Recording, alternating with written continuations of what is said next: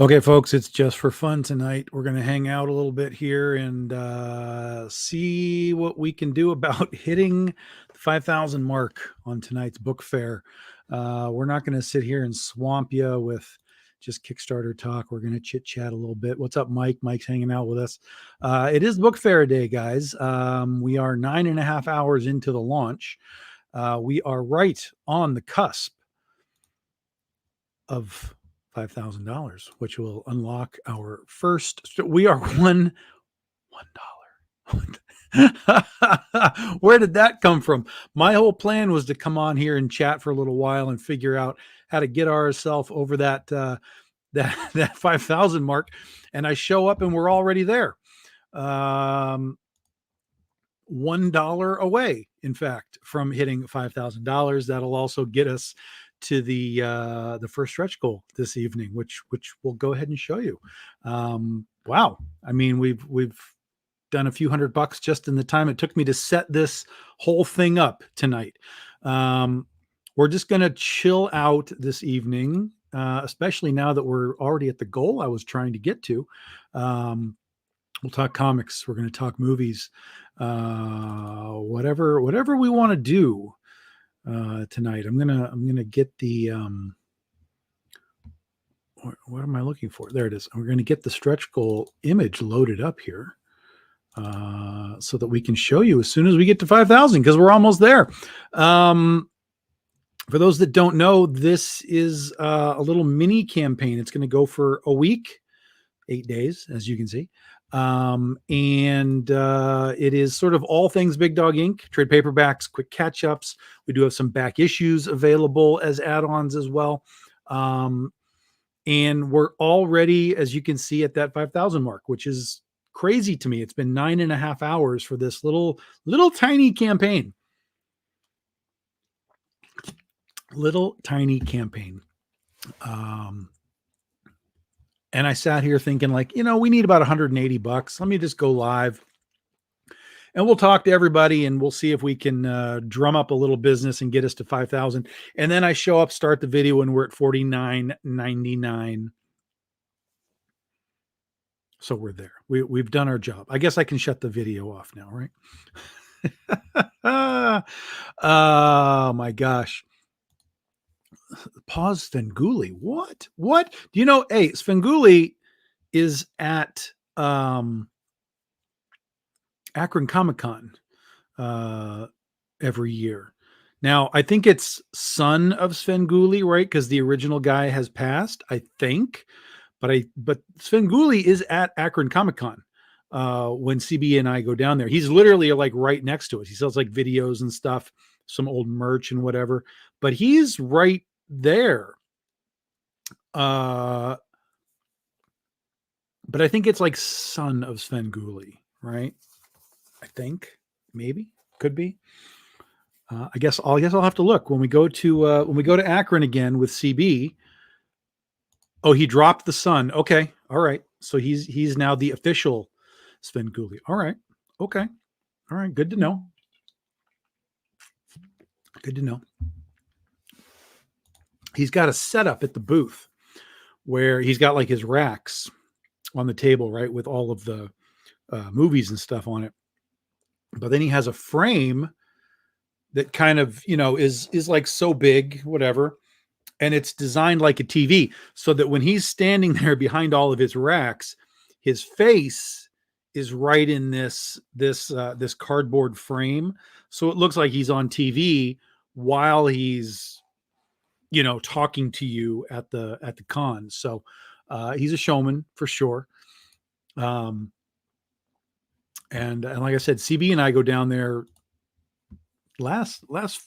well, we went down there just before COVID, 2019.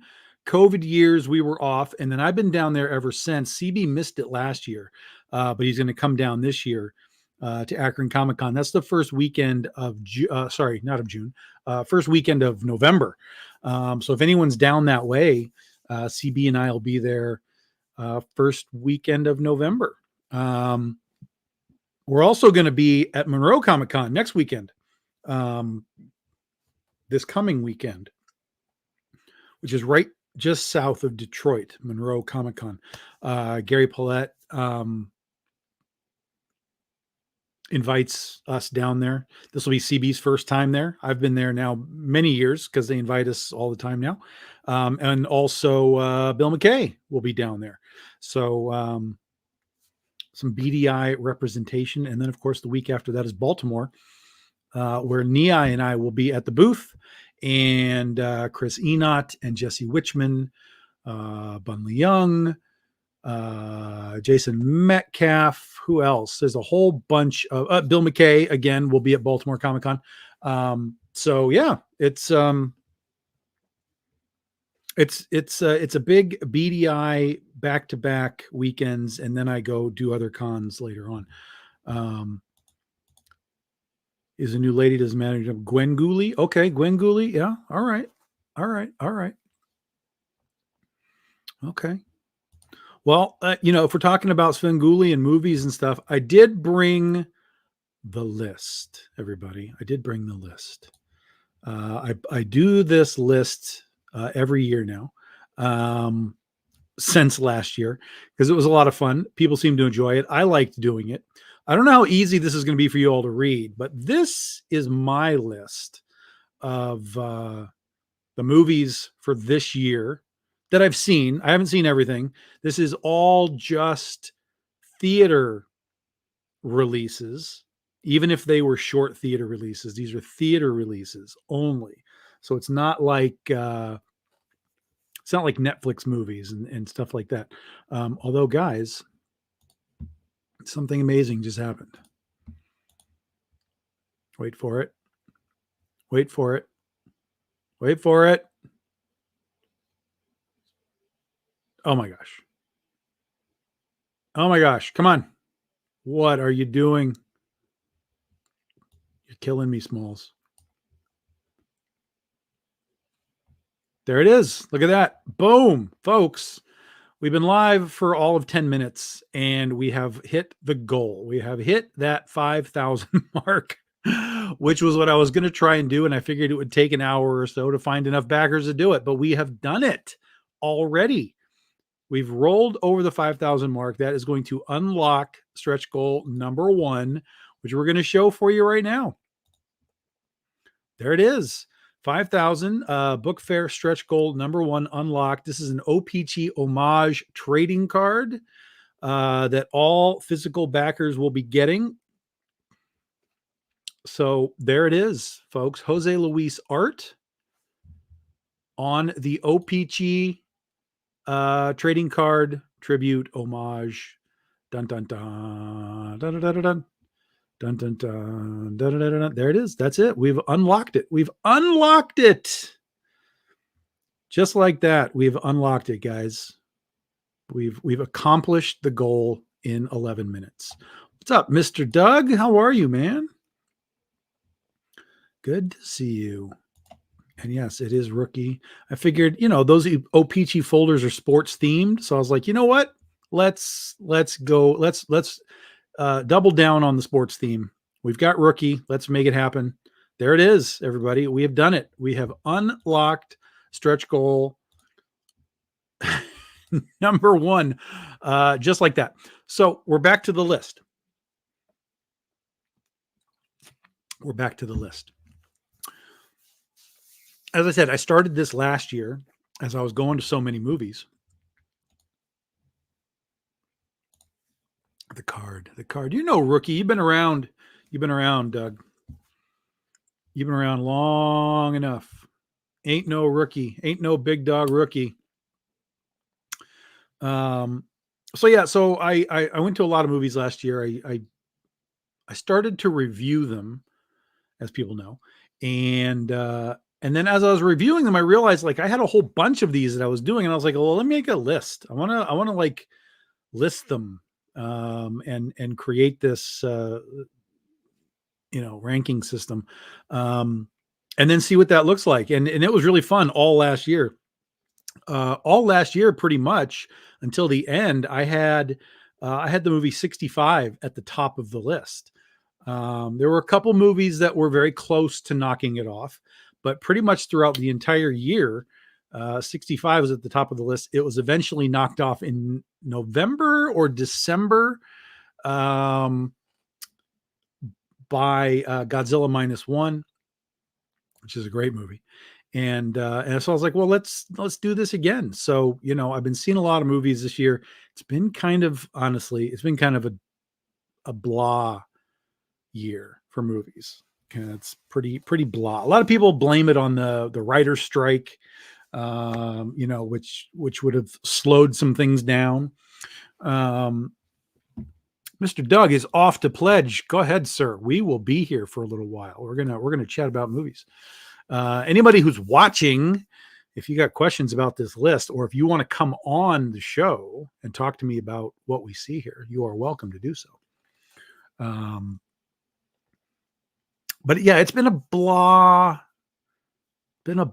year for movies. And most of the stuff, even at the top of the list, I'm not really high on.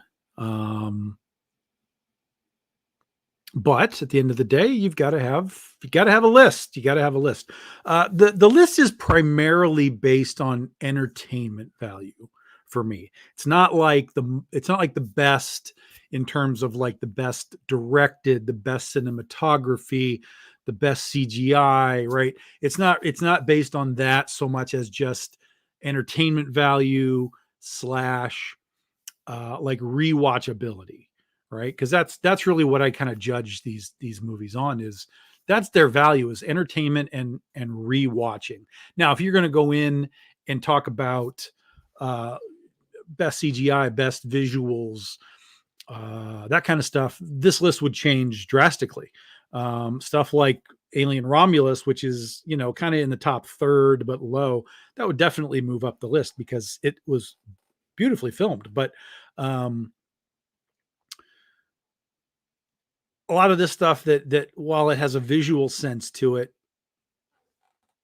the entertainment level is low, the rewatchability level is low. Um, so yeah, this is my list, and surprisingly, I mean, honestly, it's for sure a surprise to me that Deadpool and Wolverine is at the top. I don't know how that happened. I don't know how those guys managed to make a movie that I was prepared to hate, and it ends up at the top of my list. Crazy, absolutely crazy. Absolutely crazy. And even Godzilla and Kong, which is number two, it's really only there because of sort of the visuals and it entertains in that context, but it wasn't really a great story, you know. That wasn't really a great story. I mean, it's Godzilla. How much story do you really have, right? That's what people always say. They're always like, "Well, dude, it's Godzilla. How much story do you want?" Well, the MonsterVerse kind of started out about story, kind of started out with character and world building and so on. And then when we got to the last two movies, that stuff kind of got tossed aside, which kind of bugged me. So it's up there, but it's still not great. But again, most of this stuff isn't great. It just is what it is. And as I'm looking at the list, I'm already seeing some adjustments that probably need to happen. A couple of these probably should be dropping a little bit. Yeah, not a whole lot of story in Godzilla versus Bambi. It's not much. It's not a lot of world building in that movie. It's a very character driven movie, but not a lot of world building, right? Yeah, for sure, 100%, 100%. I agree with you, Mike. 100%.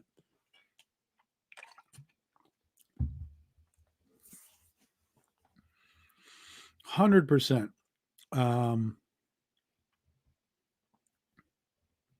Yeah.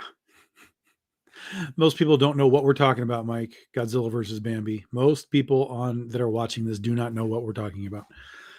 That's a problem. Probably more people should know about Godzilla versus Bambi. But such is the life of Hollywood. If there's no sequel, it's going to get forgotten, right? Gonna get forgotten.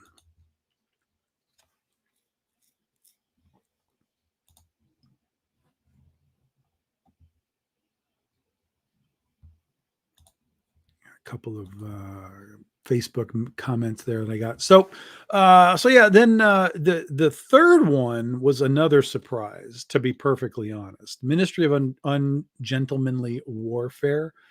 I just was like, no, I'm not even bothering. It was too much like the Expendables. That's in my brain. It was just the Expendables. It's just an action movie, blah blah blah blah blah. But it came on streaming somewhere, and I found it, and I was like, all right, let's watch it. A couple of people had talked about it, so I gave it the old college try. And it surprised me. There's some things that threw it off a little bit for me. It was a little too, from a storytelling standpoint, everything was a little too perfect. Like as they were going through, even when things went wrong, things still went right. So it was a little too perfect for these characters. It was very James Bond meets the Inglorious Bastards, which is what it's supposed to be. But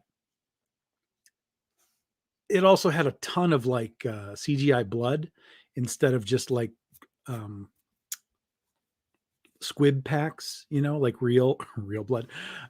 So there were things that kind of threw it off, but it was pretty good. I mean, obviously it's number three. It held my interest. It was shot well. It's a Guy Ritchie movie, I guess. His stuff is very up and down for me. I did like the Sherlock Holmes films, but haven't really liked anything else since that until this one. It definitely was entertaining, did its job. Um, it had a chance to get ahead of Godzilla, but it didn't quite. Like I said, the issues that I had with it just kind of held it down a little bit, but it was actually surprisingly good. I'm not sure how it did in the theaters. I don't think it did well. Um, let's find out, because I really don't know how well it did.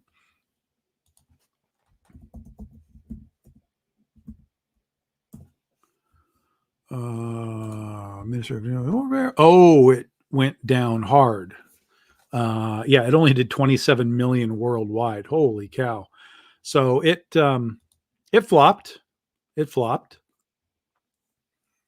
Whew, wow, it really did. It flopped.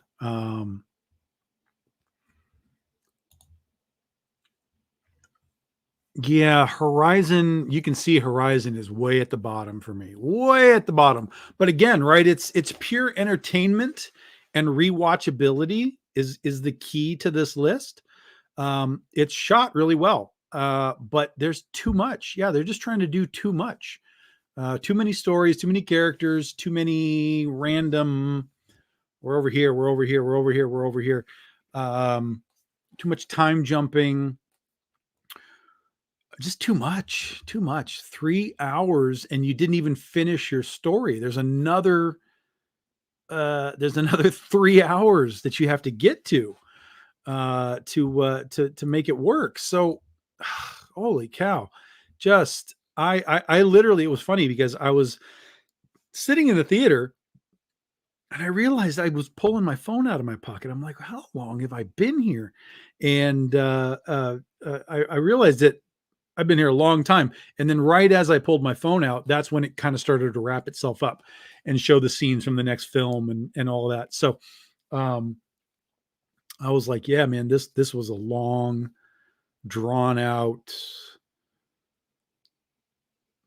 just mind numbing movie. So yeah, no, it's whenever the second one comes out, I'll probably give it a try just to finish the story. But holy cow, it was an experiment that Costner did, and I would say that it missed its mark. In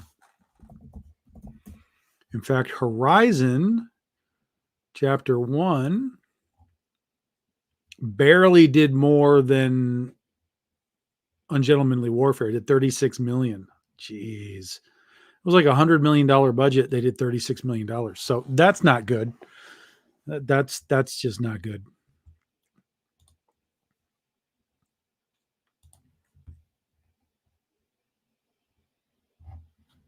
Not good.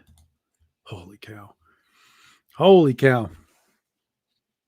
But a lot of movies are like that this year. They should have been good, and the fans reacted poorly for one reason or another.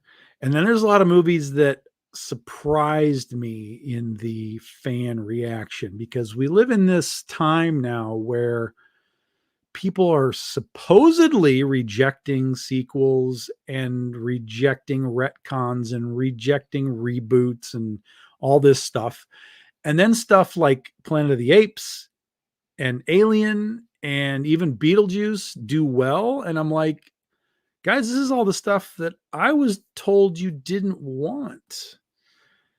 Yet somehow in these particular brands, it's exactly what people wanted. I don't know. I don't know. I don't have an answer for why those particular things did well, while some of the other bigger things kind of fell aside. It's always interesting to watch how these things go. You know what? The First Omen, I'm kind of curious how that did. Those things generally have very small budgets, or I should say low budgets. usually probably around $10 million. It did 53 million. So it's probably considered a success based on the budget.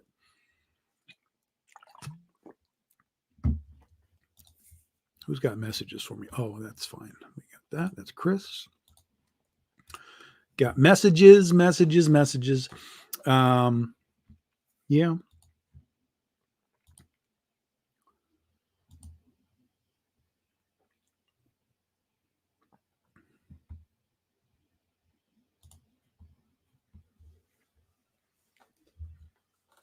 Anybody seen something that they were surprised at, either plus or minus? Like you were expecting it to be good and it was bad, or you expecting it would be bad and it was good. Kind of curious to see what everybody else is thinking about. Somebody just sent me a message on the Kickstarter, so we're gonna go have a peek at that, make sure that they're okay.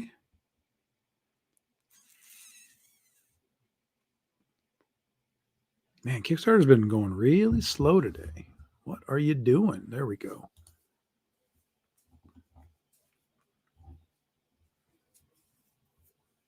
Oh, he's missing it. Okay, let me see. He can't find something to add something on. So I'm going to make sure that we have our add-ons added on here.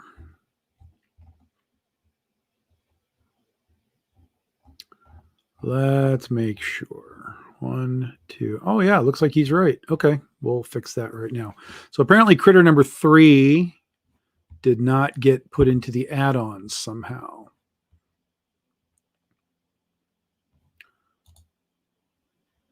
So we're going to fix that live and in color right now. Going to happen. Whoops. Add-ons.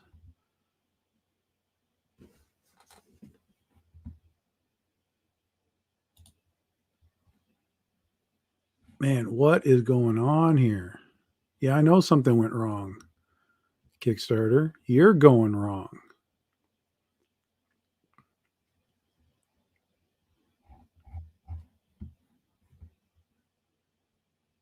Holy cow, just close that window. That's crazy.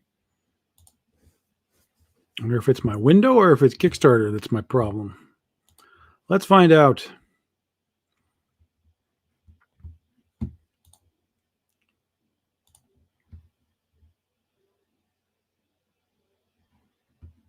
It's definitely moving slower, but this is a little better at least.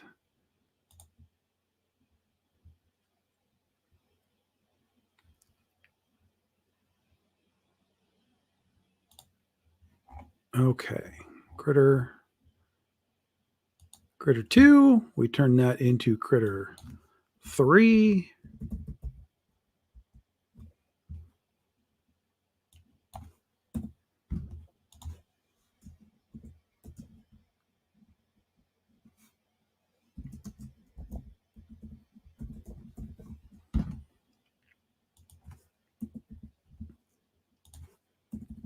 I definitely did this.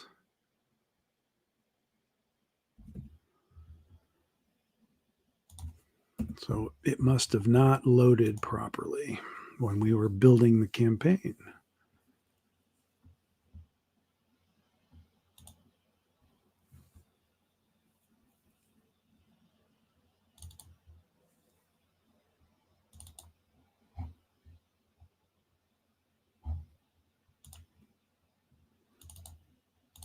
Oh, come on.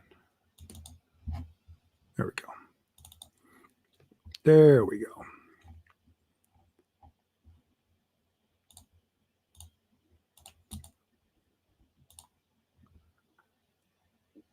Critter.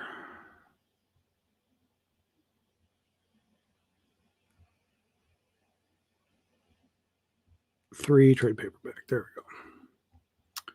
And you get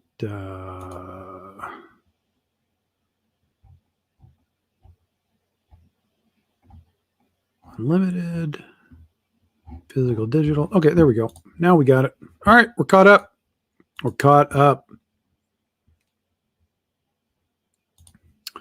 Furiosa didn't suck as much as we thought. See, I went in with pretty low expectations on that. Yeah, the old Mad Max is the first two are really good. The first one especially is a really good movie. Road Warrior gets a lot of praise, but it's not like some brilliant film. But it was very different for its time, for sure. It was a moment in time without question. So yeah. But the original Mad Max is terrific. All right, now we're going to send him a message back.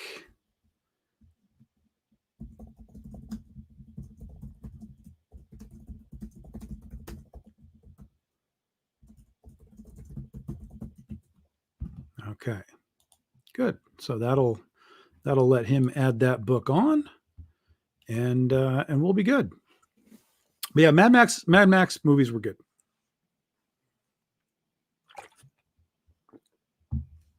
New standee girls. What are we talking about?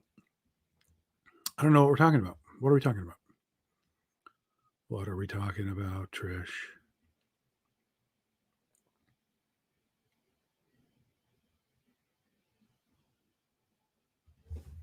You just want more standees? You just want more of these? You're just looking for new ones? Oh, the video game girls? Yeah.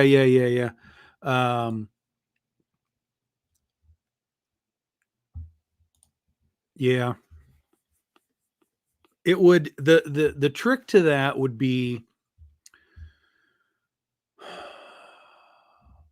that it to do it right. I can visualize doing it right. Doing it right would mean that the video games are their own sort of stand up, right? And then the girls would be like their own pieces, so you'd have a little bit of depth as they're standing in front of the machines. That would be the right way to do it. But what we'd have to do in order to do that is to go back in and complete the art on the video game machines, because as it is now, it's flat. So, parts of the machines are not filled in. So if we were to do a back line of video games, they would have the weird, missing pieces. So the other way to do it, of course, is just to, have it be a flat unit standee, which we can do that too. That's the easy way to do it, but I'm not sure it's the best way to do it. I don't know. So we're trying to figure that part out. The video game scene has been very popular. We do have some of those available as back issues on this campaign, by the way. Not many sets, though. Very limited amount of sets. So if you wanted one, grab a set. There's not many left.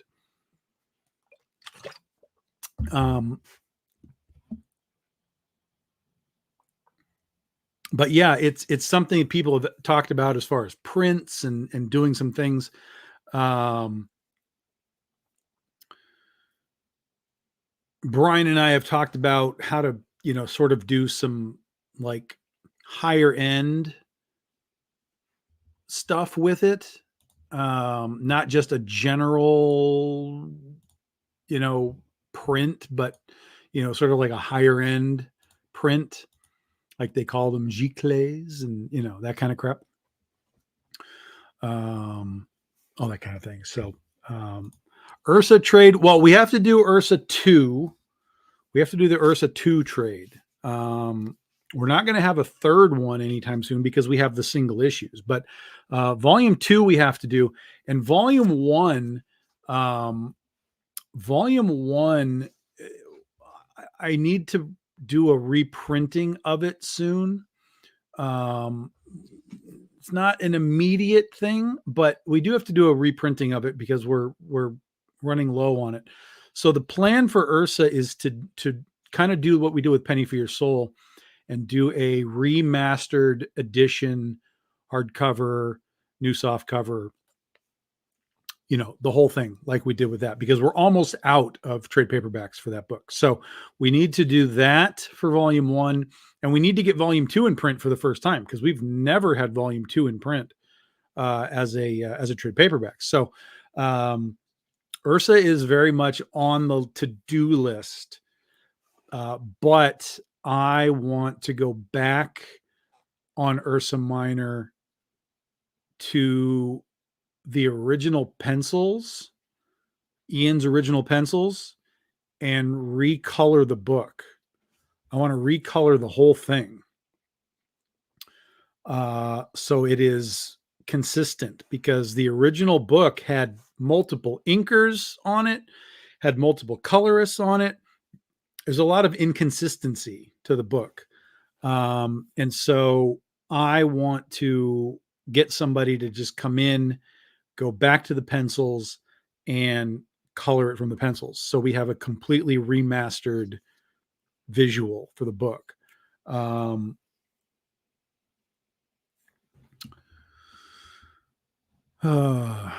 that's going to take a lot of time. It's going to take a lot of money to do that. So,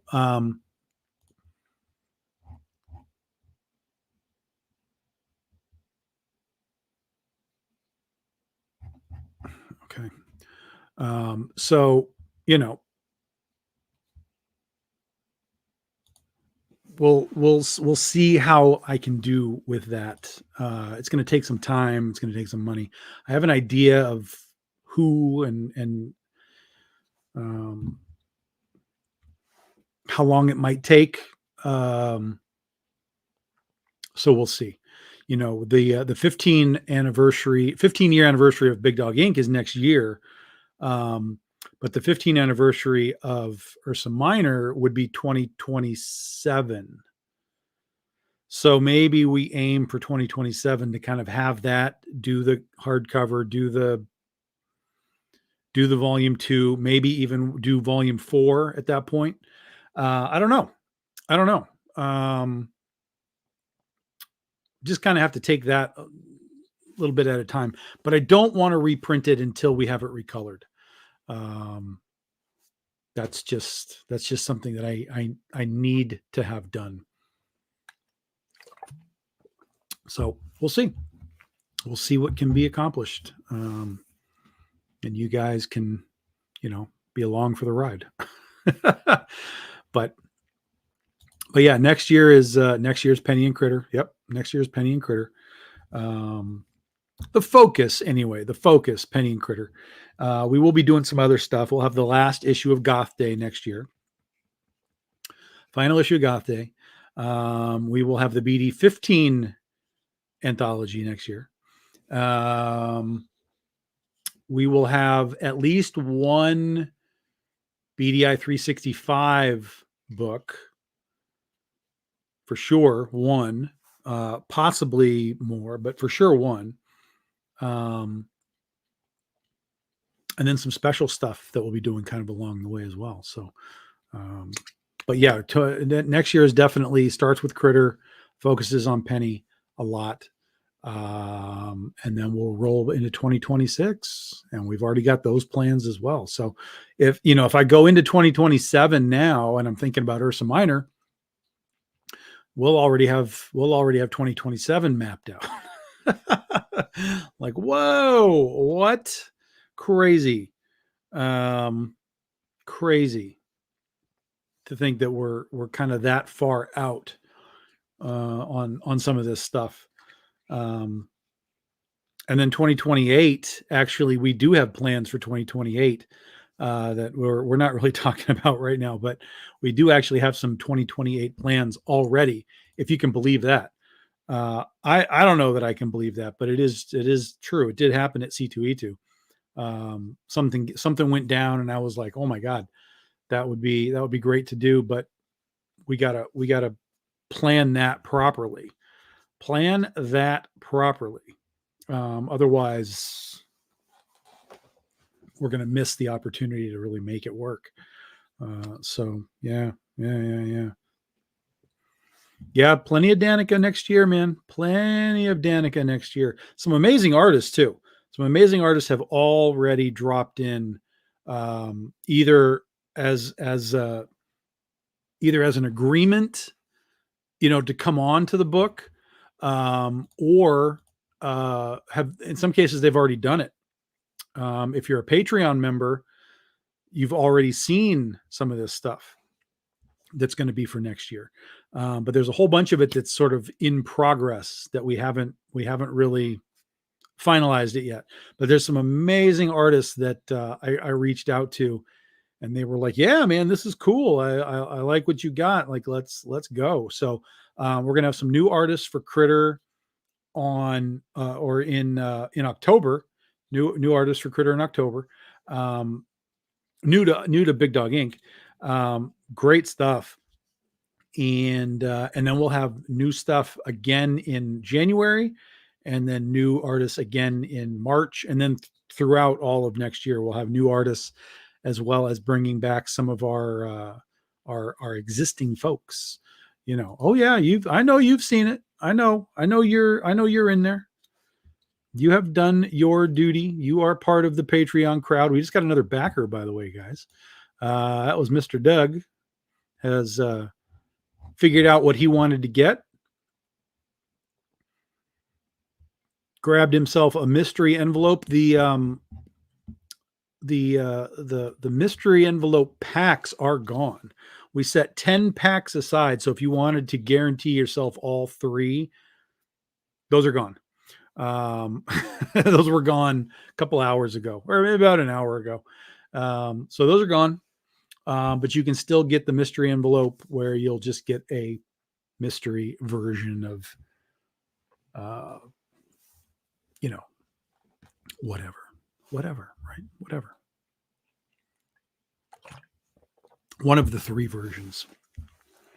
But if you buy 3 copies of it, you'll give yourself a good chance of getting all 3.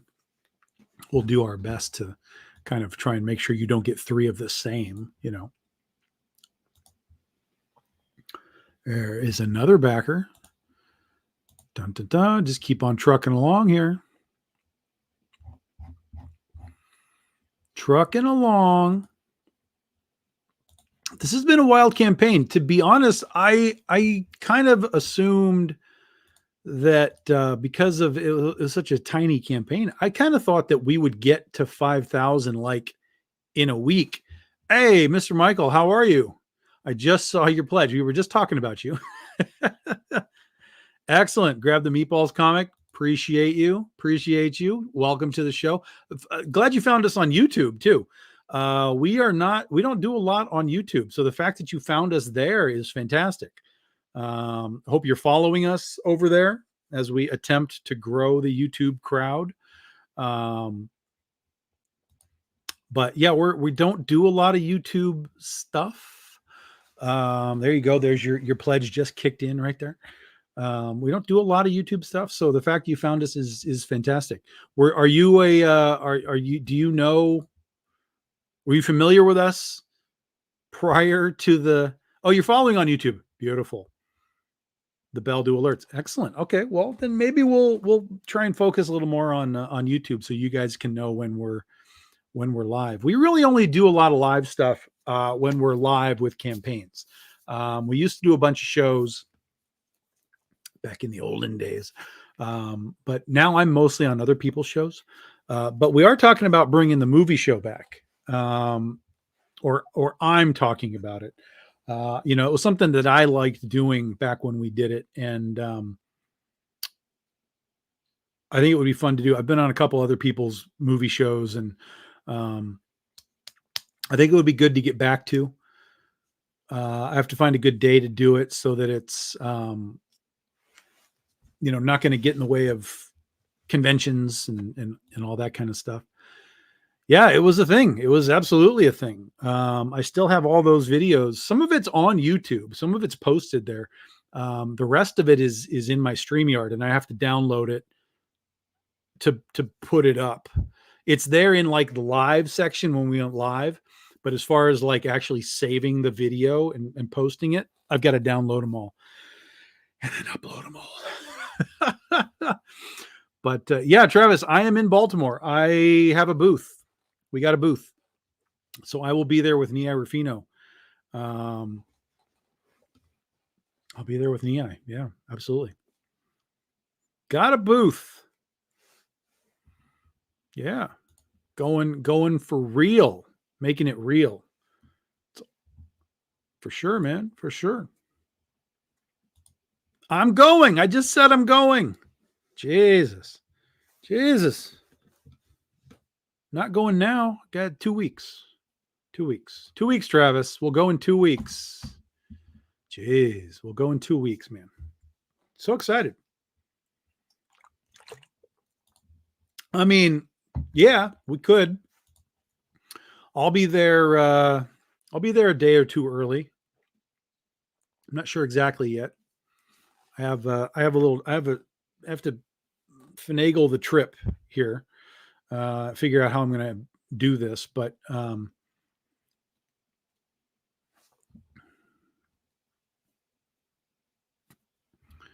yeah, one con for both of us. Yeah, I don't know. It might be too much amazing for the world to handle.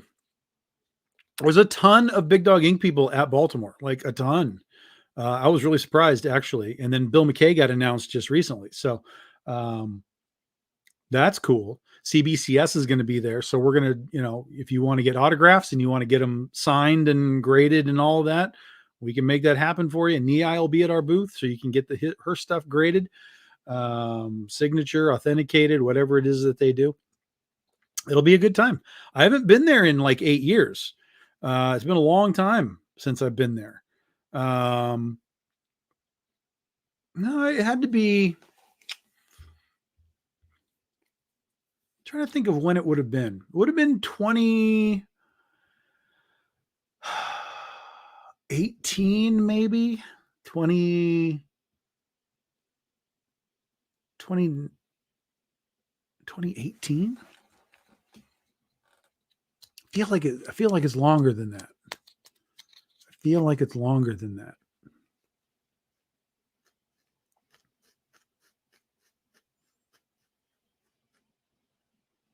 But no, that's about right. 2018-ish, 2017, 2018, something like that is when I was there last. So it's been a while, but we've done it a few times, and it's a fun con.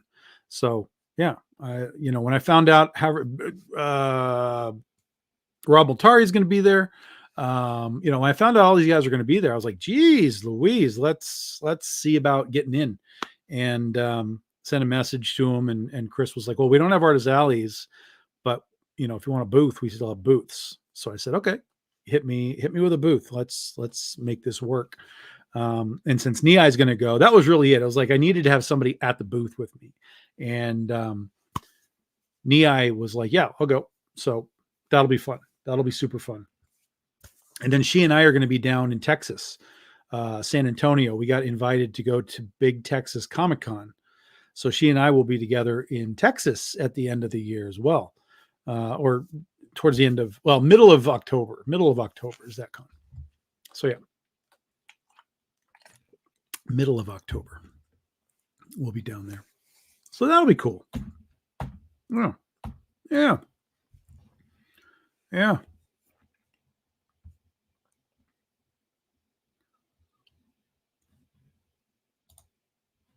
So we've got this. We snuck it in under the wire, guys. We snuck it in right under the wire. Got to that 5,000. Oh yeah, I've got to post that. I've got to post the thing. 2017. That's very possible. Yeah, that's like 17, 18, something like that. So it's been about 7 years then. Yeah, that's about right. That's about right.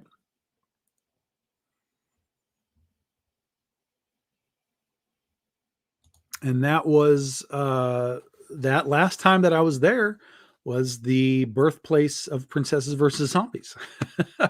So we'll have a little celebration there. Me and Jesse Witchman. He's the one who designed the characters. He's going to be there too. So we'll have a little reunion.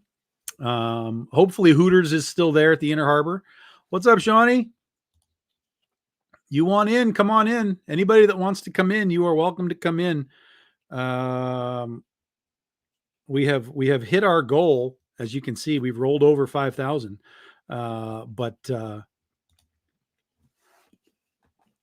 still just hanging out because we got people watching. Anybody who's watching, you got questions about BDI, you got questions about my movie list, about the campaign, whatever you want, just let me know. But anyway, yeah, Jesse Wichman was there when we talked about Princesses versus Zombies way back in the day. He helped, of course, design the characters. And then in 2020, we unleashed it upon an unsuspecting comic book world, and we were off to the races. It was a big hit, and it has become a bigger hit. Man, and incident. Well, no, I can't. Nope. Almost blew that. Can't say what I was about to say. Can't say what I was about to say. Dun dun dun. Shut up, Tom. Dun dun dun.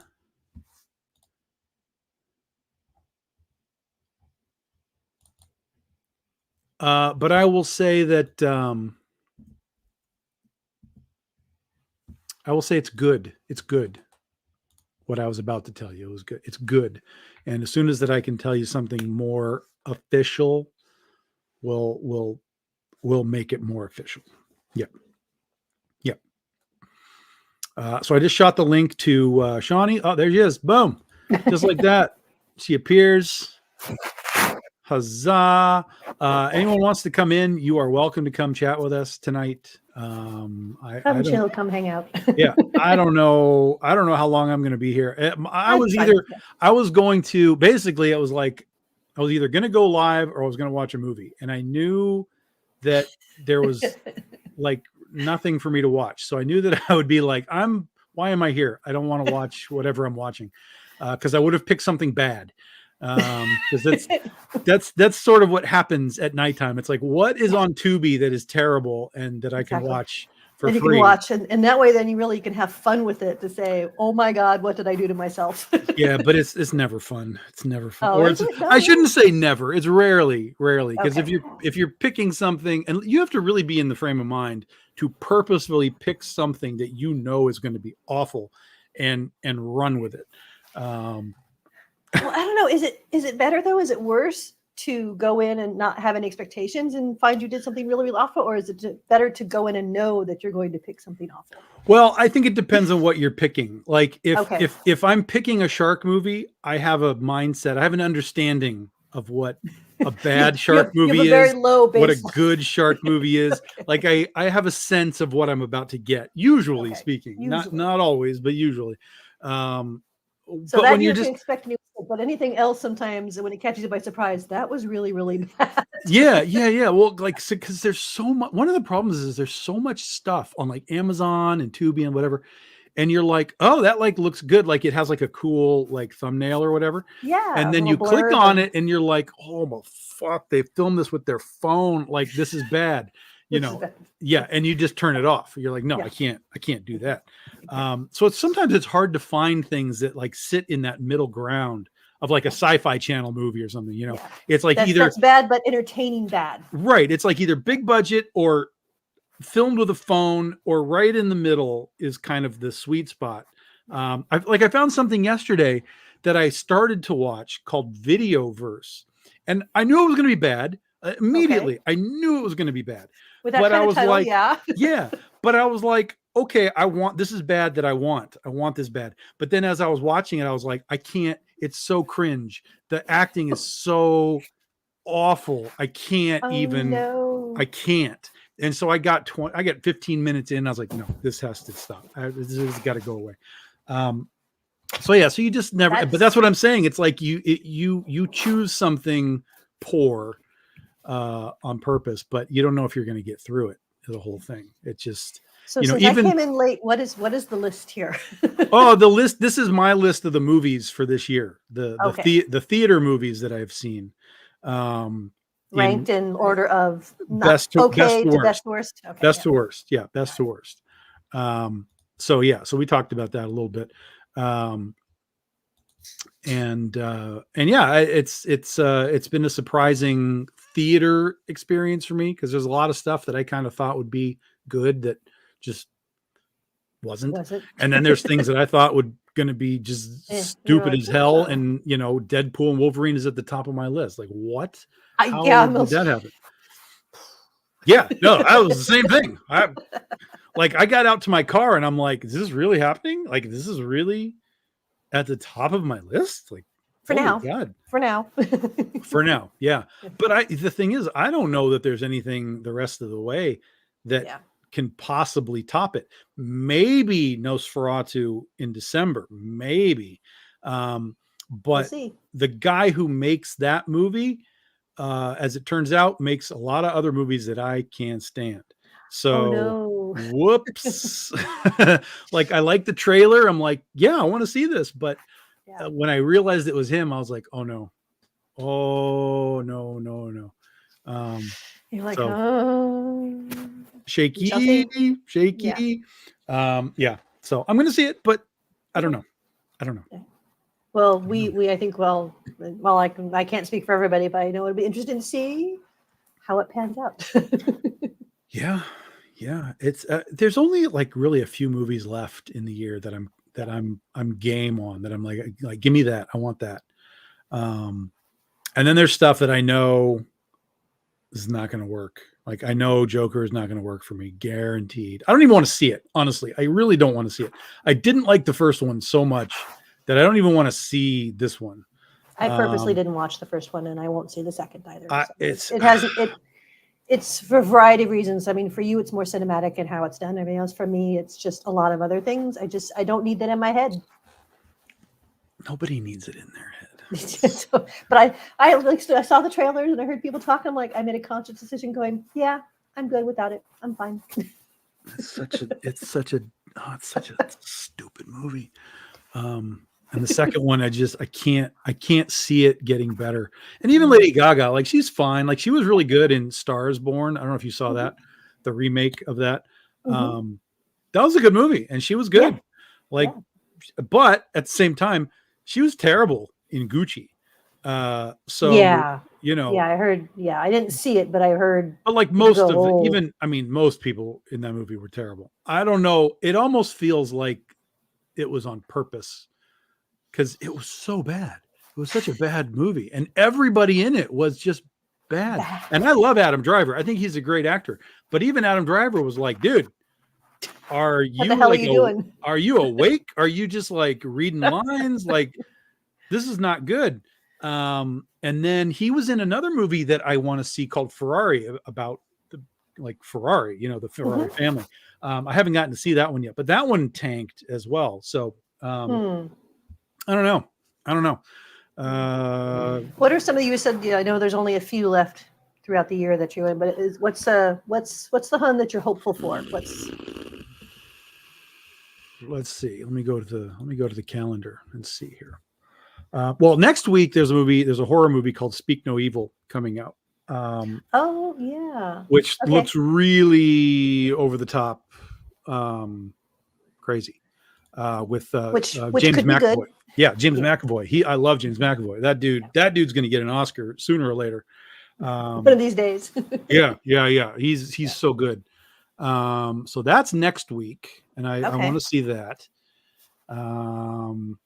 Let's see here. Speak No Evil. Next week is also Transformers 1.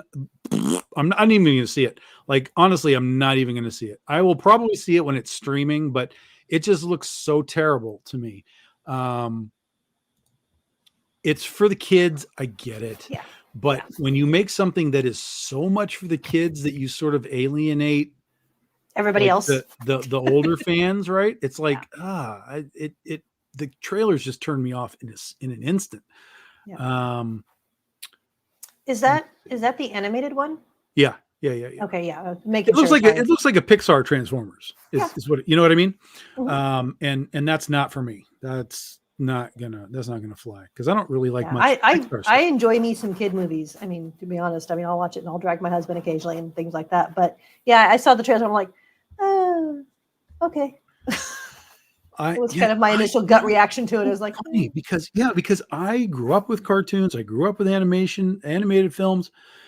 I can't stand animation anymore. I don't know what it overload is. too much. They've just No, it's not even the overload. It's not like I'm like, ew, animation. It's like I can't watch it. Like there's a disconnect for me in these Interesting. things that has happened. And I don't know where it happened because there's a few things like I can go back like through my Blu-ray collection. Like I have Bolt, the super dog, like that was fun. That one I liked. I have, is that the most recent one? Maybe. God. That was a while ago, wasn't it? That was like 10, 15 years ago. Yeah. But like all the Pixar stuff, like I liked Up. Up was good. That's fine. Yeah. I would never watch it again, but it was fine. I don't like any of the Toy Stories. I don't like any of the Cars. I loved the first Despicable Me was fantastic. Yes. Since then, I'd never want to hear a Minion talk again. Like that's over for me. Like there was a Minions movie that was on Amazon, and I was like, "Oh, the Minions, okay, show me." And like that was like 10 minutes, and I'm like, blah, blah, blah, blah. I'm like, nope, absolutely not, absolutely not. Take me out of here. But the first one's really good. I don't like The Incredibles. I don't like much of the Disney stuff that they do. I don't know, and even just like TV stuff, like something's wrong. It's not connecting with me anymore. Well, yeah, and if it doesn't connect with you, then you're not going to enjoy it. And I can't figure out what happened. Like I can't figure it out because I used to. If I go back further, I can still watch like Robotech from back in the day. I can still watch like Watership Down. Like I love Watership Down, the animated movie. I can't do that. That one traumatized me when I was younger. Oh, it's brutal. It's a brutal movie, but I love it. Like it's so good. I love it. Yeah, they did an excellent job with it, but I'm like, I got certain things, and when my mom had to like literally comfort me because I was traumatized and crying, I was like, oh yeah, it's fucked up. It's fucked up. I see trailers for it. I'm like, nope. It's so it's the newer stuff. Something about the newer animation is somewhere just along a disconnect the line for you. Yeah, it's like this doesn't work. I don't want it anymore. I don't want it. It's really strange. It's really strange. Even stuff like the Godzilla. There's been Godzilla anime movies and stuff, and even those, I'm like, I don't like this. But a lot of Godzilla fans are the same way. They're like, yeah, this is not great stuff. So I'm not alone in that, at least. But yeah, and you Godzilla fans, man, Yeah, I mean, we know what's going on. You do. You're brutal at times. I don't know. There's like a Terminator animation that just came on Netflix that I kind of want to see, but I kind of don't want to see. I have this sense that I'm like, it's not gonna work. I'm not gonna like it. Yeah, I mean, again, I do okay with. I don't have the same disconnect. I enjoy some of the newer animation, everything else, but I get what you're saying. But it depends on what it is, and it's a subject for me. Like the Terminator one, I'm like, no, I'm okay with that. See, I'm a Terminator fan in a general sense. I'm not deep in the lore, but I'm in a general sense. Plus, I like time travel stuff, so I'm like, all right, you're in my ballpark. The question will just be, does the execution land to where it's going to hit me? And I don't know if it will or not. Well, I mean, this is where I have my own disconnect too, because I'm not deep into it, but I've seen all the Terminator movies. I really enjoy them and everything else like that. I like that, but something about animation in that is like, it doesn't appeal to me. Yeah. It has no draw. Yep. I don't know. Let's see. Well, this is why you and I are very different in our September. So Salem's Lot comes out in October. I don't know if I care about that. Oh, is that a remake of the original? Yep. Okay. Yep. Huh. I haven't seen That'll a be trailer or interesting. anything. I don't know if I Okay. care. I'll probably Yeah. see it, but I don't know that I care. Yeah. Joker is October 4th. Again, I really don't care. Terrifier 3, I do not care. The second one was just so stupid. Smile 2, Smile 1 was awful. I cannot understand how Smile got a sequel. What a stupid movie. There's a movie called Flight Risk that's kind of interesting. Super basic bitch movie. But it's got like Topher Grace is like the bad guy. It has the guy who's in Ted. Wahlberg. Wahlberg. It's got Wahlberg's in it. Oh, I saw previews for that. Yeah, It's just a weird thing where they're like on Yeah. a plane and they find out, they start to realize things about each other, and like so it's not going to be anything brilliant, but I think it could be potentially fun. But I did hear that it got pushed back, so it's not going to be October. I think it's like January now. Yeah, I saw the preview of that and I was watching it going, huh, and then all of a sudden it started to do that turn. I'm like, yeah, could be fun. Venom is October 25th. That's going to be terrible. I will see it. It's going to be terrible. I know it's going to be terrible. This was like nothing. November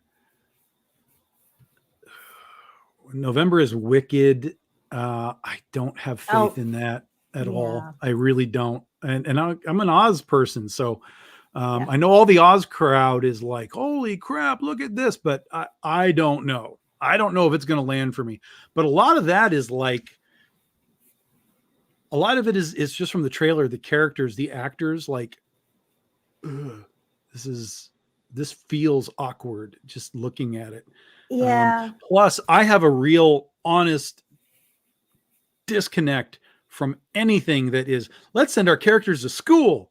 Like, no, I don't want Harry Potter. I don't want My Hero Academia. I'm tired of sending characters to school. And that is what this is. So at least in the general sense, it's like, let's go to Wizard Academy. I'm like, oh, Jesus, no.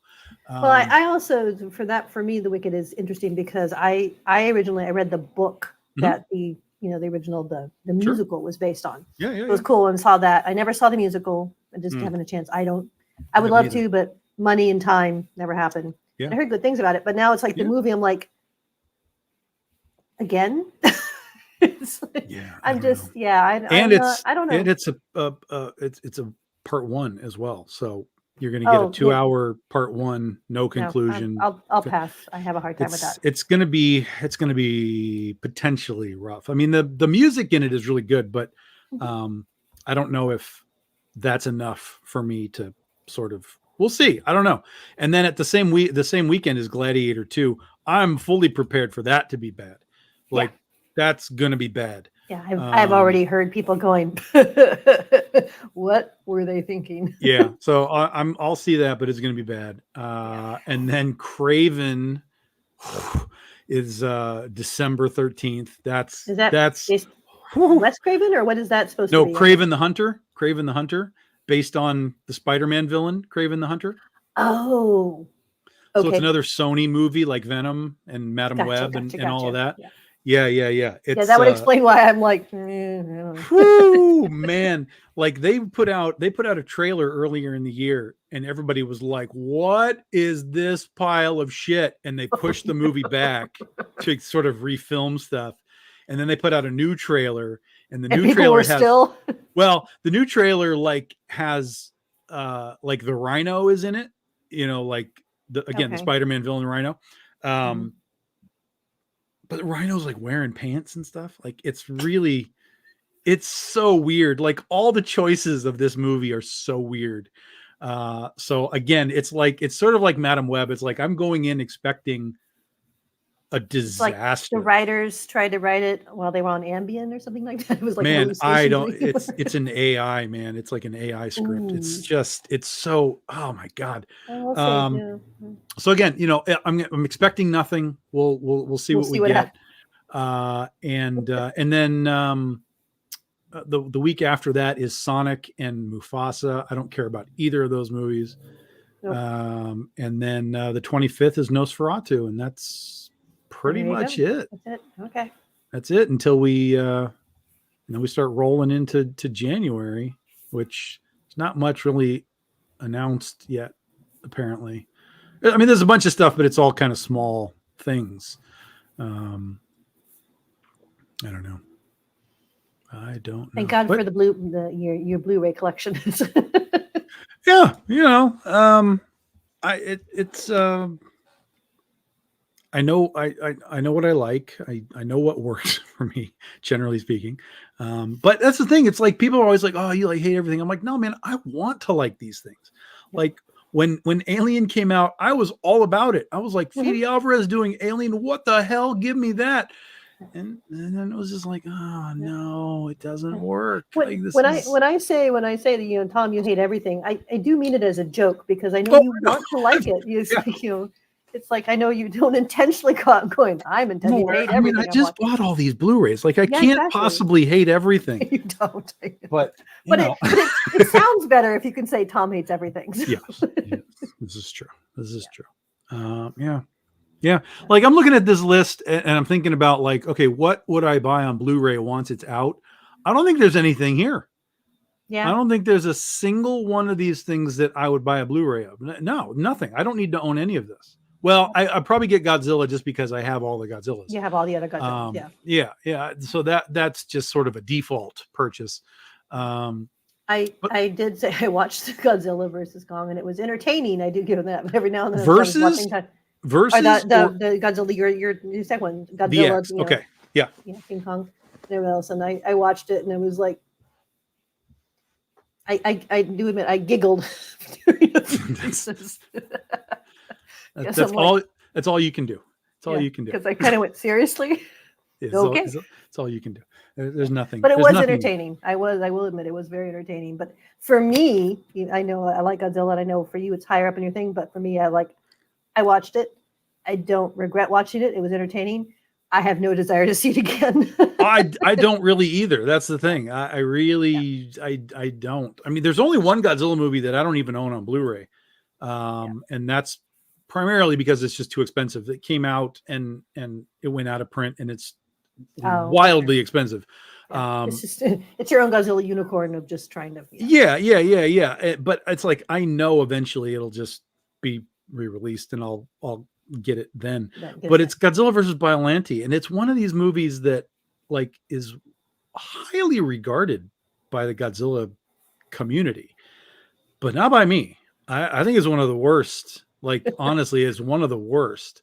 I think it is a highly creative monster design and all of that. So I think there's a lot of people come at it from that design, and I'm like, yeah, you're right. Like, this is cool design, but the movie is terrible. It's a terribly written, nonsensical, what the hell are we doing movie. Here's an oddball question for you, and I don't know if you can answer, but what's a movie maybe that, again, writing wasn't good or else, but I don't want to say special effects, but either the costuming or the special effects and everything else was just outstanding enough. You're kind of going, well, that was cool, that it was kind of distracted you from how bad it was. Is there anything that comes into your mind that's like the overall kind of outfitting of it was entertaining? I don't think you can fool me anymore. I don't think you can. I don't think you can't be distracted enough. You can't show me the shiny things and right. have me still be like, oh, but look at your story is terrible. Fair enough. There's definitely things that I like. Alien Romulus is a great example of, like, I can acknowledge this looks fantastic. But there's not a lot to hold on to. Yeah, there's not a lot to hold on to, and the entertainment value there is low.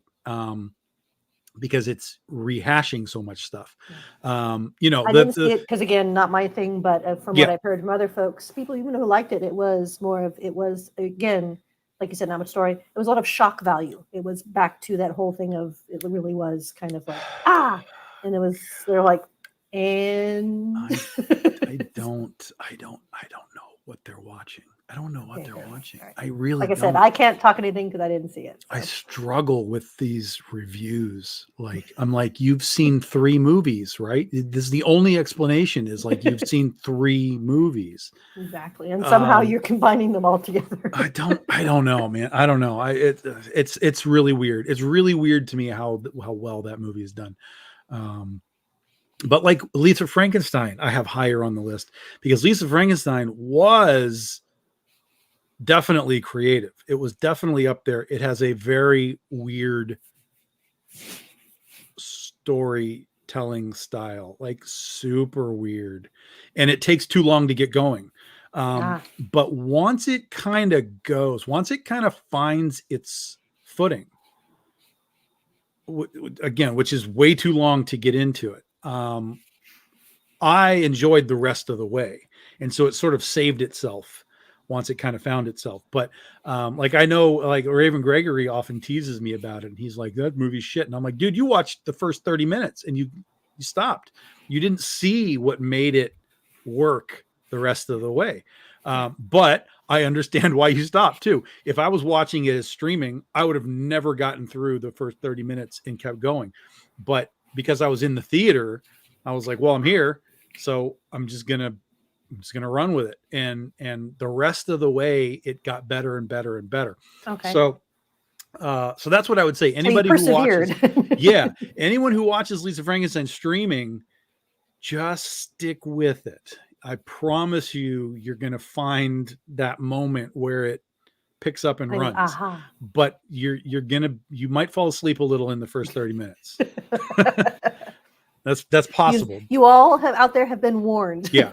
Don't be ashamed if you fall asleep, but once you get there, you go. So yeah, that's a good movie where it's like, the visuals kind of grabbed me, even though the story was not working. But then again, the story kind of spooled up and got going as you went along the way. But yeah, I don't know. I'm a little, I don't want to say surprised, but I find it's interesting that Abigail is as high up as it is. Abigail is there. Well, here's the other thing is I'm just having fun poking at you to see what you're going to say. Yeah, no, you're fine.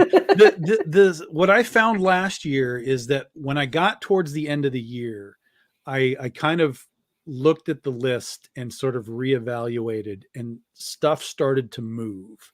And I think Abigail, well, here's the thing. First Omen, that was the first one on my list that I looked at, and I was like, that's going to fall down. That's definitely got to fall down. I feel like it's probably going to land right above Civil War. I think that's its true spot. Abigail, the problem with Abigail is that it had enough fun that it was more fun than the movies that are underneath it. Okay, fair enough. And again, that's what the list is. It's sort of fun meets rewatchability. And that's what this list is based on. Like if I were to do the list based on just purely cinematic it'd be a very quality, visuals and directing, this list would be wildly different. But because the first and foremost, it's, did I like it?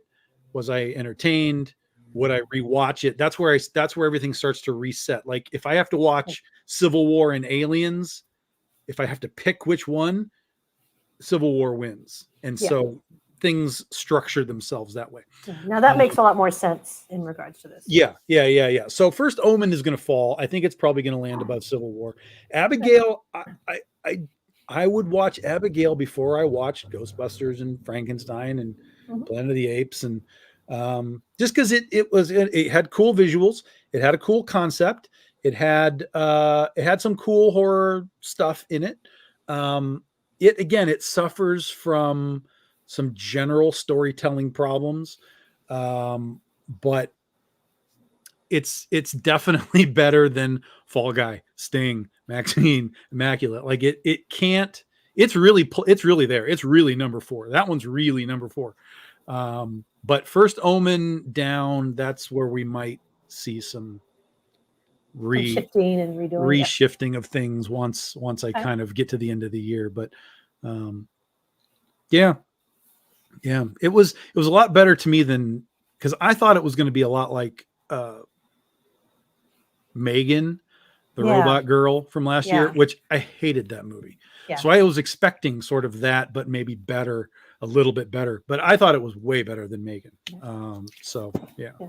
And I might actually, that's something I might actually watch, because even though, I mean, horror per se, but to me, I saw the previews and it looked entertaining enough. I thought, again, with some of the humor, that it's something I probably might potentially enjoy. So, Well, from I mean, from a horror standpoint, like what is a no horror versus like what is a yes horror?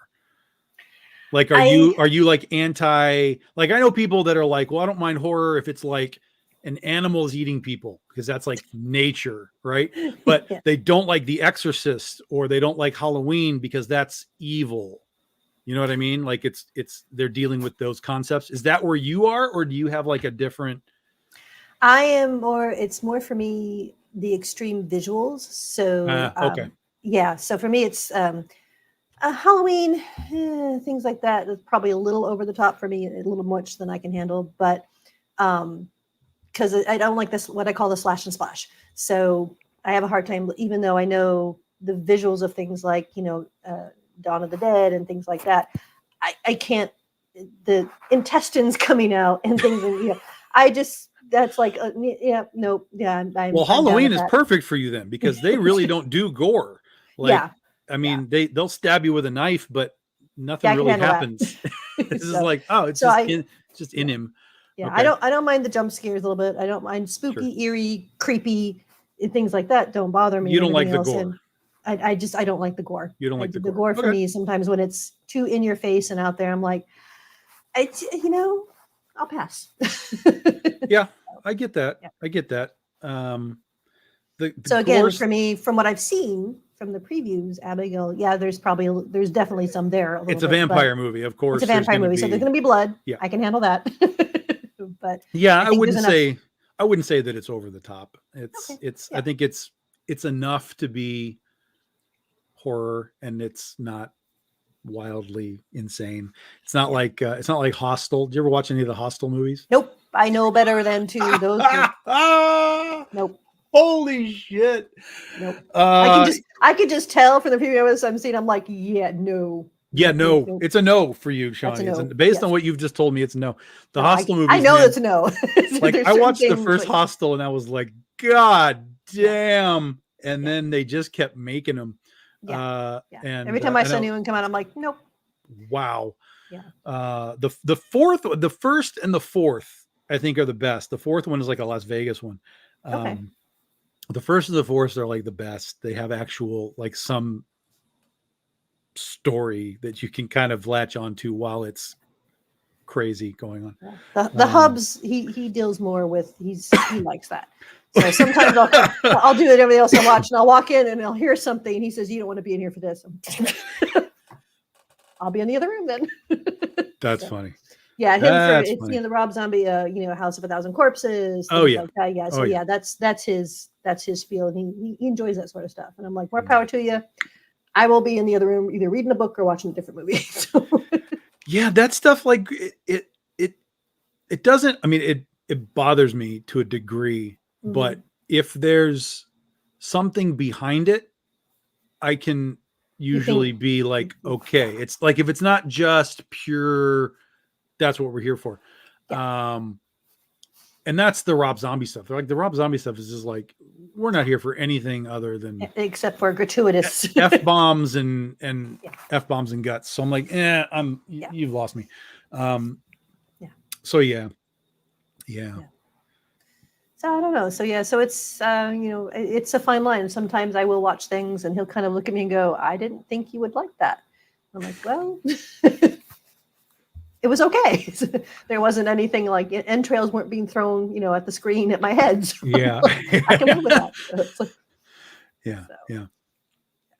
All I can think of now is when you say that is Jaws 3, when it was in 3D at the very end when they blow the shark up and all the stuff just goes at the screen.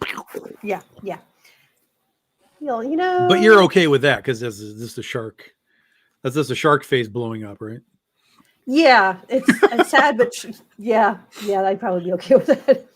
It is different. I love animals, and that's more comedy than it's anything else. Exactly. At least in that concept.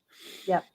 Yeah. I mean, dropping canisters down and boom, and shark guts all over the place. Okay. So, yeah. Yeah. But yeah. I mean, it's hard because there isn't really a definitive line, and of course, movies are different. So sometimes some will trigger me and some won't, and I won't know sometimes till I'm watching it. So, but I've learned sometimes I can tell by previews and just kind of the general idea. Oh, sure. It's like, yeah, I probably should avoid that one. Yeah, I've seen some stuff that I'm like, what am I doing? Yeah.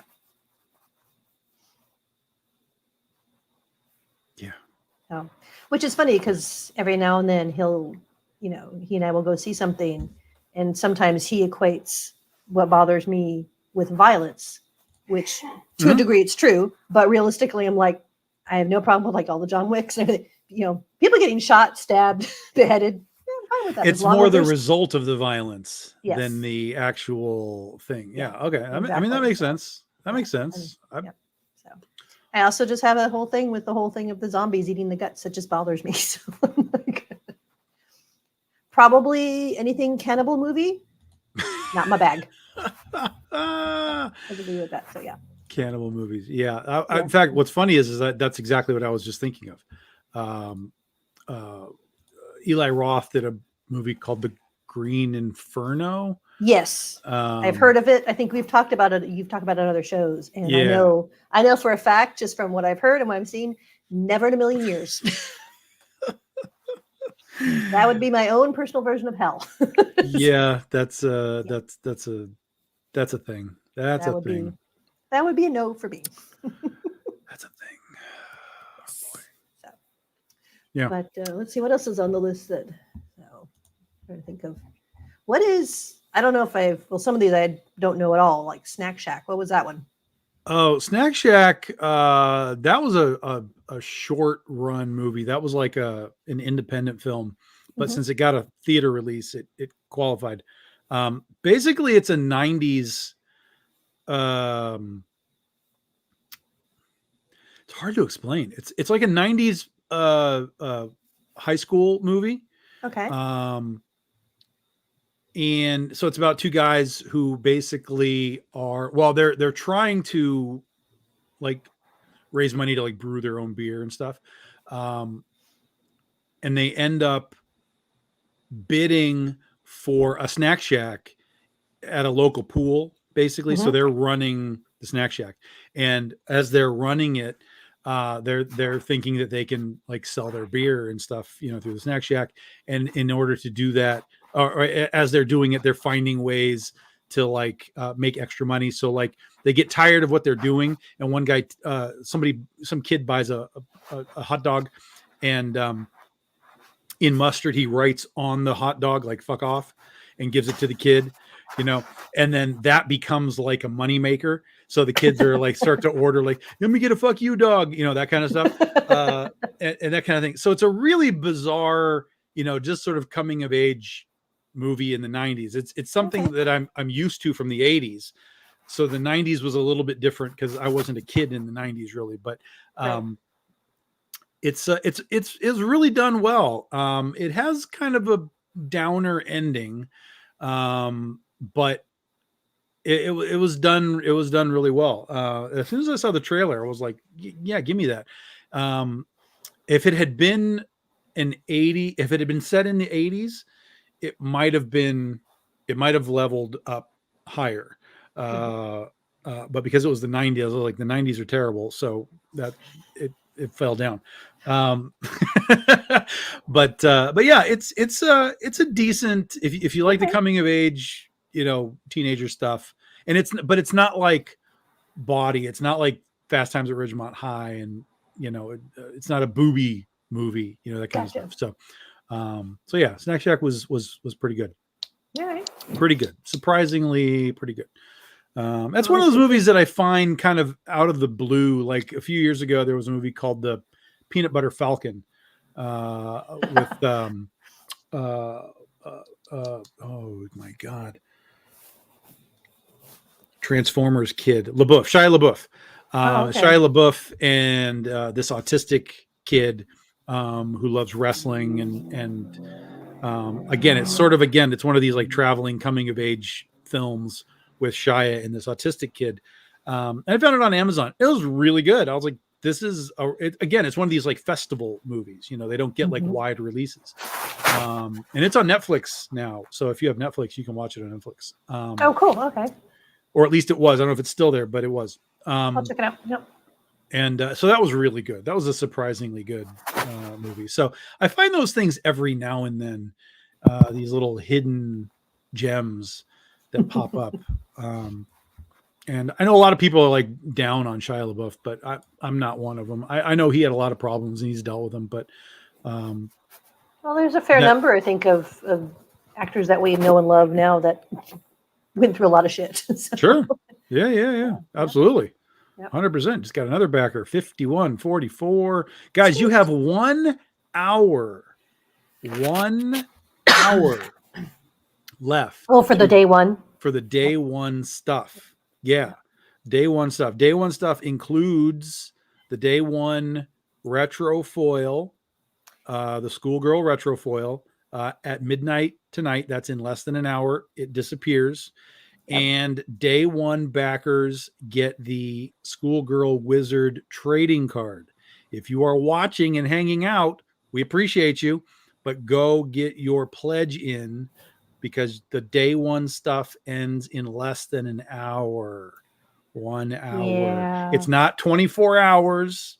It's day one from noon to midnight. Yeah, it's 12 to 12. Day one stuff. So go get your day one stuff. Don't miss out. That's right. Day one stuff. That's right. Yeah. And if you are so inclined, my phone's going to die. Patreon folks, our Patreon members also get bonus items. And if you go on the campaign, you'll see the Patreon bonus item for this. Patreon perks, if you are at either level, the $5 or the $10 level, doesn't matter. You will get Patreon perks plus whatever else comes with those levels. So join us on Patreon. Get your day one stuff. The campaign does end in a week, basically 8 days. Get a Lamborghini metal card. A week from tomorrow, it ends. We'll be live to wrap it all up. This, to be perfectly honest, this campaign, I kind of assumed we'd land at around 5,000 for the week. And we're at 5,000 in our first, 11 hours. Yep. So that's fantastic. Really appreciate you guys diving in. That's awesome. Mystery envelopes are still available, but the super pack is gone. The 3-pack is gone. Those are kaput. I figured that would go fast. Yep. So those are kaput, but you can still get the mystery pack, mystery envelope.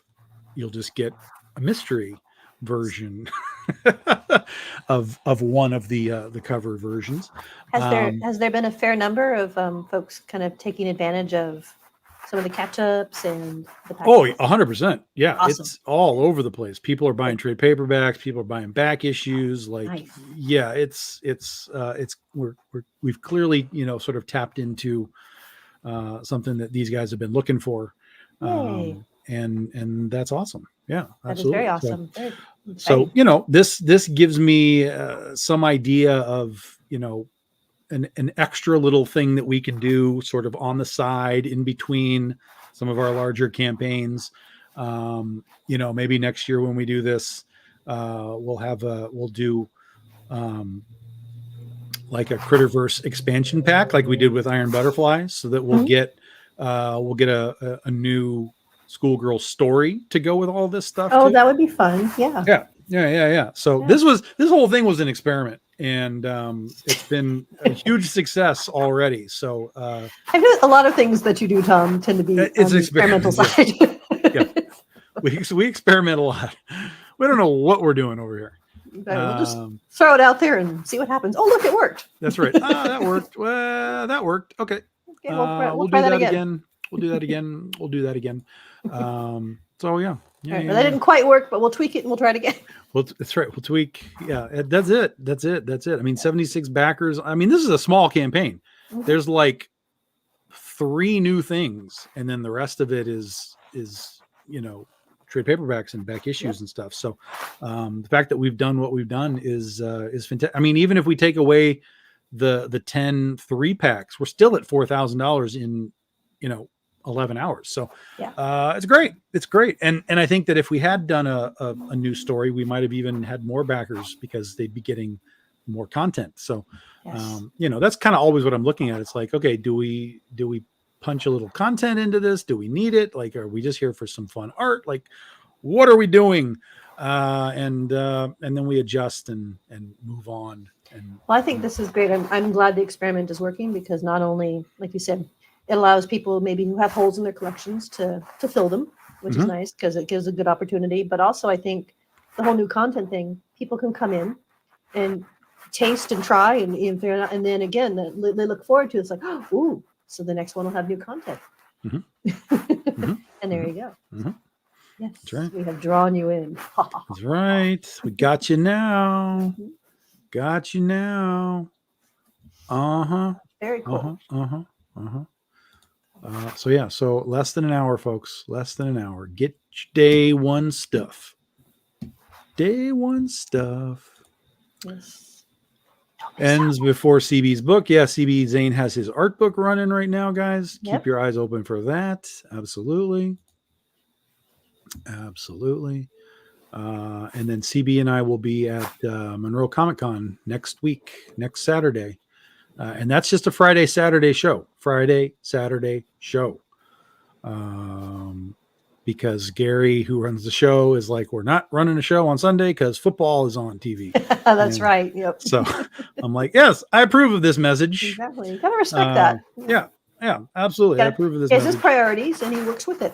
There's nothing wrong with that. Am I a fan of the original Meatball movie? Dude, 100%. Are you kidding me? Yeah. I loved it. I remember as a kid, I have picked up the Blu-ray a number of years ago and have watched it probably a dozen times since then. It's fantastic. It's funny because it's on some of these streaming channels that I've got, like Amazon or whatever. And every time I see it, it's like I almost click it. Like just, meatballs, click it. And I'm like, I've seen that so much. Like, I'm paying for these channels. I own the Blu-ray. Like, what haven't I seen? Like, I need to maximize my value. I wonder, is he aware that you have the camp crossover cover that is homage? Oh yeah, he just bought it. He just bought it today. Yeah. Yes. Yeah. Perfect. Before you came on, he pledged, and that was the book that he bought. That's probably why he's asking. He's like, hey, this looks familiar. 100%. Yeah. Now, I will say that cover was not my idea. I did not tell him, do this. Jason just threw a rough at me one day, and he was like, hey, look at this. And I was like, oh, that's our cover. That's it. Because at have the time, noticed historically, that tends to happen every now and then with you. It's like people will just throw something at you, and you're like, yep, that's it. Yeah. I was like, because I didn't know what the cover was. We didn't have a cover at the time. He was just doing the book and the pages, and I was like, I don't know what the hell to do for a cover. And then he just threw it out, and I was like, that's it. That's it. That's wiener chicken dinner. We're just fine right there. No one talks about Meatballs 2 or 3 or 4, Michael. We just push that aside. We don't need aliens visiting the campgrounds. We don't need whatever Meatballs 3 was. And Meatballs 4, even despite Corey Feldman, that's just a bad movie. That's just a bad. Just shall remain unspoken of. It's just bad. It's no good. No good. It's no good. So we just focus on the first one because the first one is fantastic. That's all you need. It's funny that's at 1979. Like in my brain, it's like, that's a great 80s movie. I'm like, well, kind of, sort of, but it's actually the 70s. It is 1979. You're off by a little bit. but it fits right into the 80s vibe that was happening for sure. And then right after that was the next year, 1980, was Friday the 13th. So we went from Meatballs to Friday the 13th. I'm still looking for the connection. I know there has to be a connection between the two, to where we understand that the Meatballs camp is in fact Camp Crystal Lake. There has to be a connection, and I'm still looking for it. I'll find it. I'll find it one of these days. One of these days. Yeah, I'll find it. I just watched the Friday the 13th. Well, actually, I just ended up binging the whole fucking series. I didn't plan on that. Every now and then I just watch the first one and I'm like, oh, that was really good. Like, let's put the second one in, because they're great bookends to each other. And then I'm like, yeah, that's cool. Like, that was really fun. Like, oh, let's watch part 3. That's a really bad movie, and it's a really bad movie. But I watched it. And the next one just as bad. Oh yeah. It's like, well, then you get to 4 and you're like, oh, 4 is pretty good. 4 is actually pretty good. Like, Jason dies, and like Corey Feldman. See, connections. We're finding connections and things. Corey Feldman, he dies. They're like, oh, that's actually a pretty good movie. You have guy who played George McFly is in part 4 with one of the worst dance scenes of all time. So that's saying something. It's such a cheesy cornball movie, but it works. And then I just kept going. Then I was like, yeah, 5, man, 5 is the worst. Let me refresh my memory. Why is it the worst? Oh yeah, that's the worst. That's it. That's the worst. And then you're just in. Then it's just like, well, give me 6, give me 7, give me 8. And so I'm on part 9 right now. And I haven't watched it yet. But I'm on 9. Yeah. And then 10, when he goes to space, which I love that one. It's so ridiculous. I love that one. Yeah. It's the jump to shark. I mean, sort of. Yeah. I don't even know if it's sort of. Yeah. I mean, even when they went to Jason Takes Manhattan, that was a pretty good shark jump. That's true. Yeah. Well, they did a double. They just, they decided just, Yeah, they jumped the shark, and then they launched the shark into outer space. That's basically what there we go. See, there's First they jumped it, and then I know that they did comics of Jason in space, but I can only assume that it was based on him like crashing into that planet, and they just kept going. But I've never gotten to read these things. Like, they've never been reprinted. Like, they're just out there. And they're too expensive for me to buy. Yeah, they're too expensive. I'm hoping like one day there'll be like this wild horror collection that'll appear in front of me, and I'll be like, oh, surprise! Give me all of it. I want all of it. But pay no attention to those. Yeah, this is probably not worth anything. Don't worry about it. Don't worry about it. Tristan, I watch horror movies. Yeah. I try and do that as well. I've got plenty to watch, although I've already blown my Friday the 13th. That's done. I'm not doing that again. That happens about once a year, but I do like the first one a lot. I think the first one, it's funny because those of us that grew up with those things, it was Jason. I mean, Jason. Mm-hmm. But realistically, those movies are fucking terrible. Even like part 6, that's a terrible movie. The kills are not really great. Like, it's not a great movie. And then part 7 is weird because you've got like the psychic chick who's like throwing, like, mentally, doing stuff. It's like, that's super weird. Like, it's a super weird choice. But then when I got this box set a number of years ago and I went back and just watched them in order, I went back to that first one. I was like, God damn, this is like really legitimately a good horror movie. There's weird acting choices and stuff. I mean, it's, whatever. It's the 80s. Like, it was strange stuff. But like, just the way that it was all set up, and then the weird twist at the end, with it being the mom, and like, it was a good horror movie, like a genuinely good horror movie. There was story. There was something you could kind of, there was story. There was left turns and right turns, and you don't know when you don't know who the killer is, that makes it better. Only to find out that it's his mom. That's awesome. Surprise. And then you get sort of the organic, semi-organic storytelling for the second one, where it's Jason. That's where Jason comes from. It's a great 2-part bookend thing, and then you get whatever the rest of it is. Whatever part 3 was supposed to be. Like, oh my God. So bizarre, weird choices. But a lot of the problem with that is the same problems with Jaws 3, which is it was made for 3D.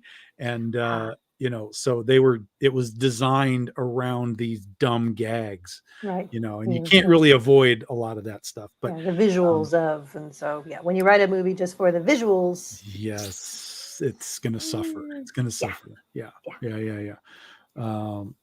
So yeah, strange. Yeah. But so like for me, it's like, I really like the first 2 now more so than any of the others. The others are, they're watchable, they're fine, but it is strange how my taste in like what I used to think was like, oh, this is so good, is like, no, but I don't know if it is. So yeah. But number 5 is still the worst, without question. Okay. The worst. Yeah. And it has a weird dance scene in it too. This weird, like, goth punk chick is like doing weird robot moves in her room, and for some reason doesn't know someone's behind her while she's doing this. Of course not. Oh, I'm dancing and I can't hear anything. And oh my God. Oh no. Yeah. Bizarre. Oh no, I'm dead. Bizarre. Oh yeah, and now I'm dead. Yeah, that's correct. I'm dead. That's correct. It's speaking of part 5 at Monroe Comic Con, Tom Morga, the guy who played Jason, is going to be there. Oh wow, and cool. The girl who played the main girl is going to be there. Like the older, she was like running the house for delinquents, whatever. She's going to be there too. So that could be very fun. Yeah, that'll be interesting. Mm-hmm. Yeah. I'll have to ask, like, do you made the worst one, right? Like, that's we'll see what the response is. Like, no, I don't know if we're the worst. No, I think you are. I've seen them all. I'm pretty sure. I even talked to Adam Marcus, and he convinced me that yours is the worst. Even though I thought his was the worst, he convinced me that yours was the worst. So that was such a fun show thing. I missed that. It was a lot of fun. Yeah. That's another reason why I want to get the movie show back, because I'm at all these cons and I meet all these people, and I'm like, I just want to be like, hey, do you want to like come on the show and do something? But I'm like, oh yeah, I don't have a show anymore. I don't do that anymore. Yeah, so you're in your many minutes of spare time. Yeah. Yeah. So I want to get back to that. I want to do that again, because that would be fun. I think a lot of us enjoyed that sort of take on it, because it was cool to have those guest speakers on and talk about that, and it's fun to hear, some of their perspective of the inside scoop and what happened and the stories that they have. So yeah, it's a lot of fun for that. Absolutely, that's what I'm saying. That's what fingers crossed you can make it work. Oh, we can do it. I have to activate. I have to do it. Tom has to look at his many lists, all his pads of paper, and look at his calendar and try to figure out. Yeah. So guys, everything's fine. Everything's fine. Everything's fine, guys. 40 minutes left for day one stuff. Remember, we have unlocked the first stretch goal. I will remind you all of that again. Let me bring it up here. First stretch goal, we have our OPG rookie trading card. That is first stretch goal. Again, I thought we would probably finish this whole campaign at 5,000, and we're already at 5,000. So that is spectacular. Appreciate you all for diving in on that. We will, of course, have another stretch goal if we can keep on cruising with this thing. Yes. So be sure to Mike is a rookie fan. I love it. Share the links around for us. Talk it up for the next week. We'll have CB and I will be talking it up at the con next weekend as we get close to finishing up. And then next Sunday, so a week from tomorrow, we will end this thing. And I'll be able to be home, and we'll do a little video wrap up. But I think for now, everybody, we are going to bug out. Football season officially is underway tomorrow. Dun, dun, dun. We'll be doing our Midnight Collectors Club on the Comic Book Shopping Network tomorrow. And then when I get to next weekend, last year when I did that con, I bought 15 boxes of comics at the end of that show. Just a few. Yeah, just a few. Bought a monstrous collection of stuff, and most of it's gone, but we still have some of it in the warehouse. We still have more. But wait, there's more. There's more. Yeah. So we'll see if I have any sort of a big collection to buy again this year.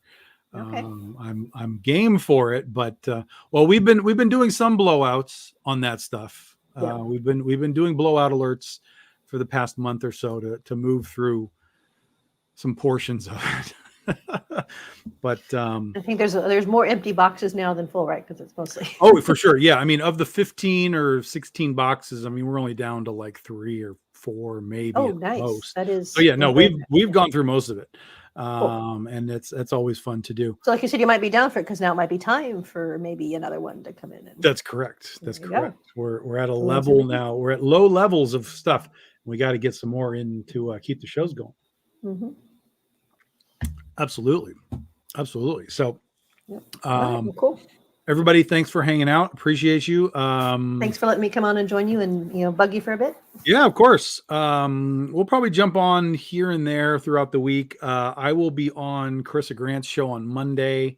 So Monday night, if you guys want to come watch the lunacy happen, we'll be doing that. And then I'll be on JD Calderon's show after Baltimore, which will be the 29th. I'll be on his Sunday night show. So we've got JD's awesome. Yeah, JD's awesome. So we've got a few shows. The next couple of Friday shows that I'm usually with JD Rosario, I'll be off because I'll be at cons. But yeah, that's it. The cons are about to get hot and heavy here for the next few weeks. Hope to see some of you guys out in the wild as we get ready for 2025, 15 years. But thanks for hanging out tonight, everybody. We're going to let you go, and we'll talk to you sometime next week when I have another little more time. Michael, thank you for joining us. Appreciate you finding us on Facebook. Or on YouTube rather. That's super cool. We'll make sure that we're continuing to post to the YouTube and see if we can get that growing a little bit. But thank you all. Appreciate you. We'll see you all at least Monday